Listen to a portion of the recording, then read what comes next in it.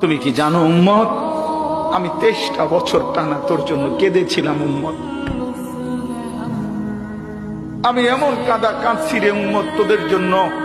এশার নামাজের পরে দাঁড়াইছি, ফজরের আজান পর্যন্ত আমি আমার মালিকের কাছে তোদের জন্য, উম্মতের জন্য চোখের পানি ফেলে কাঁদছিলাম। আমার এত চোখের পানি তোর দিল গলাইতে পারলো না।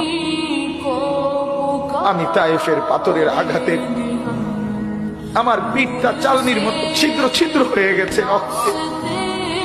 আমি বুকে পেটে 2টা পাথর বাঁধছি ক্ষুধার কষ্টে। আমি উহুদের দান শহীদ করা রক্তে উহুদের ময়দানে পড়েছিলাম বেহুশ হয়ে। আমার ঘরের চুলায় 3 মাস রান্নার জন্য কোনোদিন চুলায় আগুন জ্বলে নাই। আমার এত চোখের পানি, এত রক্ত, এত ক্ষুধার কষ্ট, কিছুই তোর মন গলাইতে পারলো না, তোরে সেজদা দিতে পারলো না।